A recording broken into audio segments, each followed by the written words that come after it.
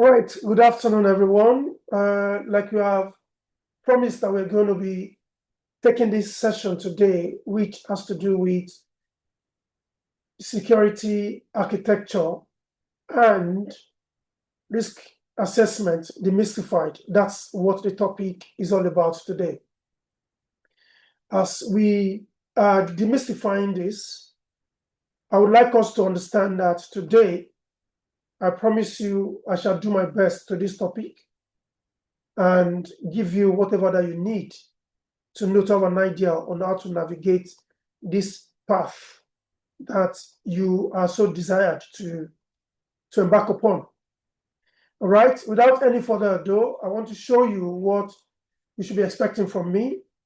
So today, we will be looking at introduction to security architecture, secure by design, zero trust, least privilege, and identity management, automation of security detection and response, and hardware level security intervention. So these are the expectations today, and I shall do my best to ensure that all these are done. Okay, if this is clear to everybody, let me move on to what will make us to start on a good note. So in introducing a security architecture to you and risk assessment, you have to understand that I'm just trying to build a block or foundation for you to understand what these two guys do in cybersecurity. I would like to tell you this story. We have builders who are the masons. They are into masonry. They put the blocks here and there. We have the architect that will design the house. So the masons, they're sometimes called the builders, but the architect will design. So within that house, you have interior designers, you have many things. So imagine today that security architecture is about designing IT like the day-to-day architecture, designing a house. So they will design the house and say, the house is going to have this number of rooms, these are the doors, they're going to be connected, and that is it. And then the builders will look at this and start laying the blocks. But when we get there, the quantity surveyors, they will look at the map of the house that you have drawn and say, these are the number of bricks that you need to buy. So that's how they build a house. So in IT or in cybersecurity, we have the solution architect, we have the infrastructure architect, we have the technical architect, we have security architect.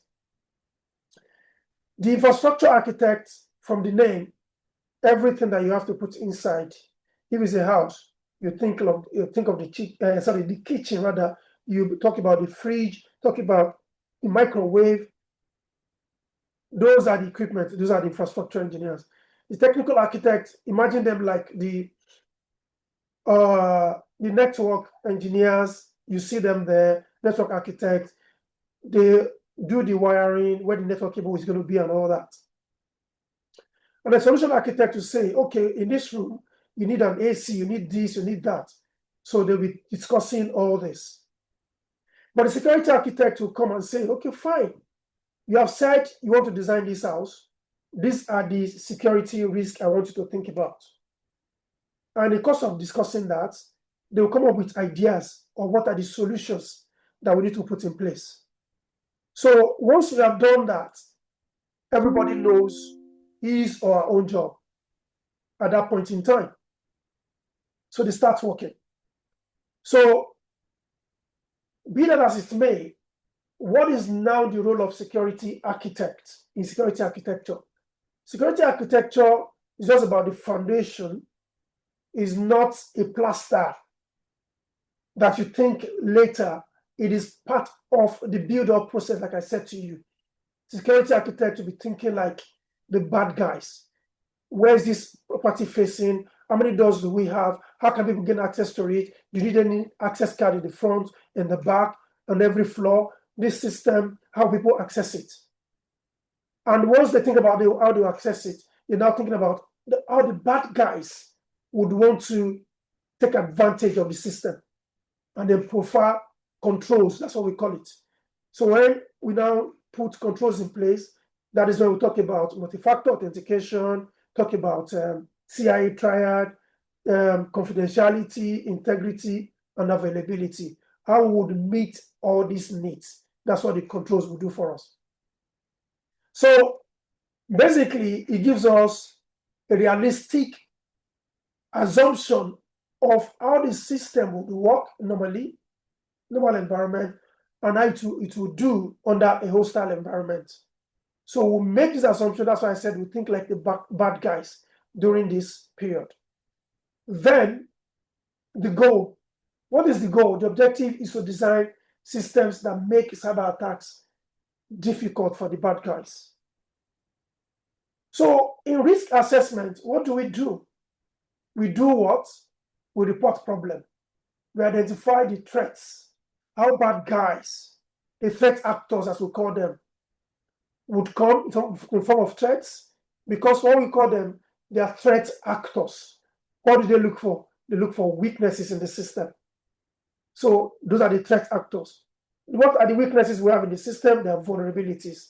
You have a mobile phone, sometimes they ask you to update your system. What you are doing is to eliminate the weaknesses you have in the system.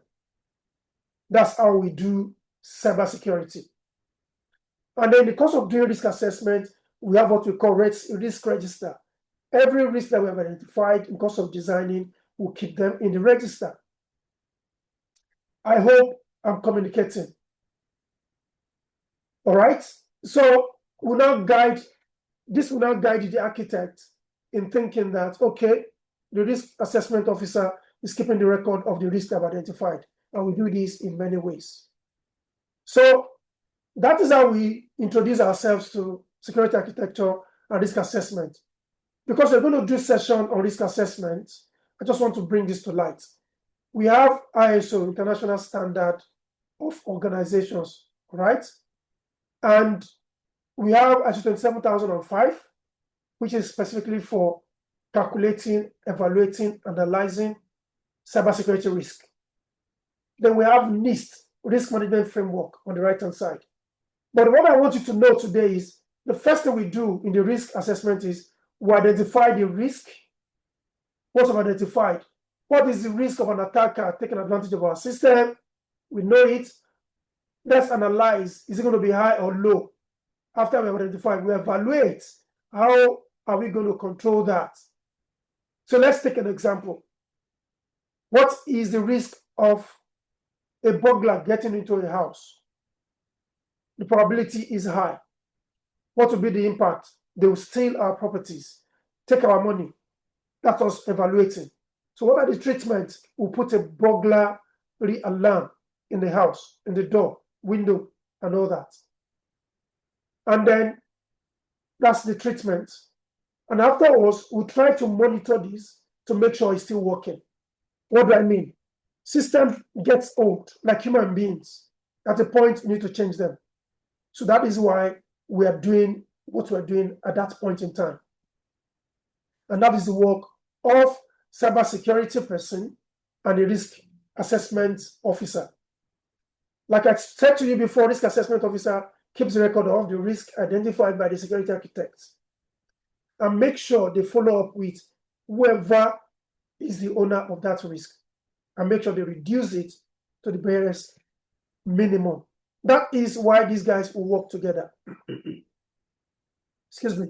So this is what we use. These are the tools we use. So the next thing I want to show you is we now have what we call risk assessment framework because we want to estimate. Remember I said we want to evaluate. So we'll say, what is the likelihood of that event occurring? Whether it's almost certain, it is likely, possible, unlikely, or rare. We will choose. Let's say we have chosen possible, which is 50-50. It can happen. And you're on this yellow line, light red, or to deep red. So what this tells us is that this risk here, if it's green this way, it is low and is acceptable. If it's this color, it is moderate, and then we continue to monitor it. If it's high, you have to mitigate. And if it's extreme risk, we need to do immediate action. That's what this coloration means. And that's what we see when we do risk assessment.